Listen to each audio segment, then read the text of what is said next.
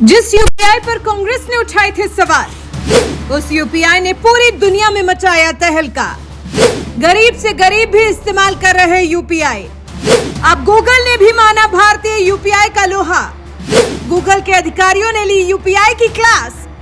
IT minister ने Google वालों को बताई यूपीआई की ताकत।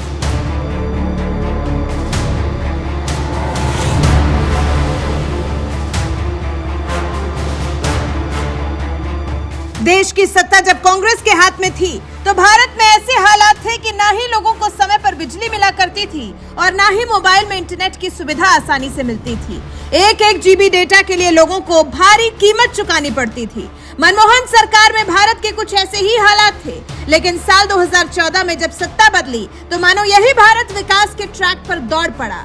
साल 2016 आते आते हर हाथ में मोबाइल पहुंचने के साथ ही सस्ता डेटा भी पहुंचने लगा, जिसके बाद मोदी सरकार ने भी इसी साल यानी 2016 में यूपीआई सुविधा का ऐलान कर दिया, जिससे डिजिटल लेन देन को भारत में बढ़ावा मिल सके।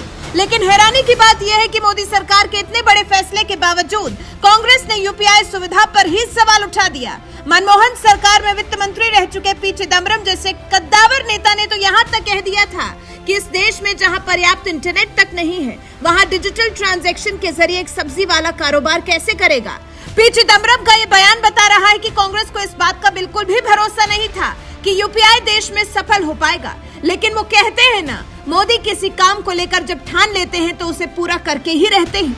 जिस यूपीआई पर कभी कांग्रेस सवाल खड़े करती थी, वही यूपीआई आज रिकॉर्ड बना रहा है। 2022 में जहां 38 अरब ट्रांजैक्शंस हुए और इस दौरान 84 लाख करोड़ रुपए का लेन देन हुआ, तो वहीं इस साल 2023 के वित्त वर्ष में 83 बिलियन का ट्रांजैक्शन हुआ और 139 लाख करोड़ का लेन देन किया गया। यूपीआई ट्रांजैक्शन के मामले में इतिहास पर इतिहास रच रहे भारत का भौकाल अब पूरी दुनिया में बढ़ता जा रहा है। यहाँ तक कि गूगल जैसी अमेरिकी कंपनी भी भारत में यूपीआई की सफलता के बारे में जानने को उत्सुक नजर आ रही है। तभी तो कुछ ही दिनों पहले भारत में हुए गूगल के सालाना इवेंट के दौरान गूगल के तमाम अधिकारी मोदी सरकार में आईटी मिनिस्टर अश्विनी वैष्णव से यूपीआई की सफलता के बारे में बड़ी ही उत्सुकता के साथ जानकारी लेते नजर आए। इस दौरान केंद्रीय मंत्री ने अधिकारियों को बताया कि कैसे मोदी सरकार ने 50 करोड़ से ज्यादा लोगों के जनधन खाते खुलवाए और उन्हें बैंक तक पहुंचाया। इसके बाद सरकार यूपीआई लेकर आई, जिससे डिजिटल ट्रांजैक्शन को बढ़ावा मिलने लगा और आज अमीर से लेकर गरीब तक हर तबके में यूपीआई धीरे धीरे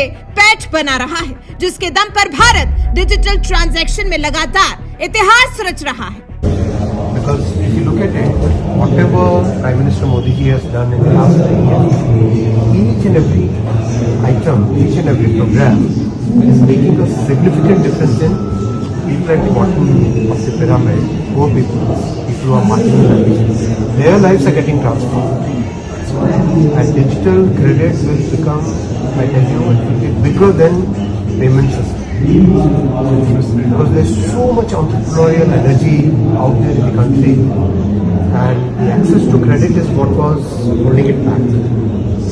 Once you have easy access to credit at reasonable, basically competitive interest rates, I tell you, this country will have at least 1 or 2 percentage points additional growth because of digital credit.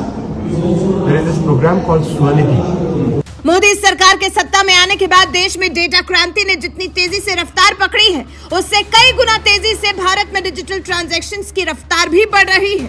आज ठेले वाले से लेकर सब्जी वाले तक, अमीर से लेकर गरीब तक हर कोई यूपीआई से डिजिटल लेन देन कर रहा है, जिससे कहीं न कहीं एटीएम पर लोगों की निर्भरता भी कम हो रही है। तो वहीं देश की जीडीपी में इसकी 2% हिस्सेदारी है। इतना ही नहीं, अब तक डिजिटल लेन देन तक सीमित रहे यूपीआई सुविधा को और विस्तार देते हुए मोदी सरकार अब तो यूपीआई के जरिए लोन भी दे रही है, जिससे रेहड़ी पटरी वाले भी बैंक से आसानी से लोन ले सके।